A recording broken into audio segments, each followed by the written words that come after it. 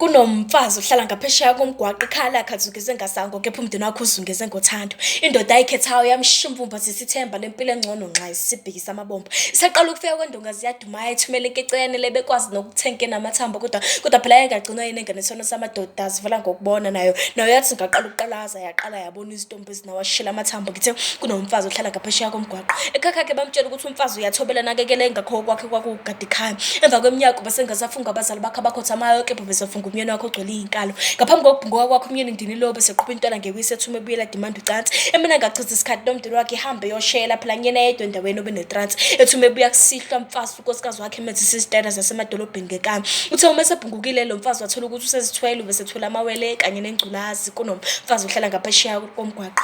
Ngenxa yokungabi namtholampilo endaweni, lo mfazi waphoqeleleka ukuthi abelethele khona endlini esulela izingane ngegciwane. Izibulo lakhe laphenduka ijogwe, phela ilona belimthwala njalo ngempelasonto ongayi-Ingolovane. Ave ngimthanda wafanisa imbokodo nowesifazane. Phela bona bayakwazi ukubuthwala bokubunzima babeke emagxaleni bube ngobabo. Lo mfazi waqhubeka nempilo washela umakhelwane phela besekubhekene nayo ukondliwa kwezingane. Kusemva kweminyaka eyisikhombisa yabuya indoda esingangodlometshisi ingasakwazi nokuhamba, ngoba lo mfazi ngiyena owayekhethayo benakekela sengathi bimthanda. Njalo ekuseni ekhombisa uthando ngokumamatheka, kepha njalo kusihlwa esikananje esikhihla. Okubuhlungu ukuthi uthe uma esedlulile emhlabeni umyeni ndini lo akamshiyelanga lutho lo mfazi.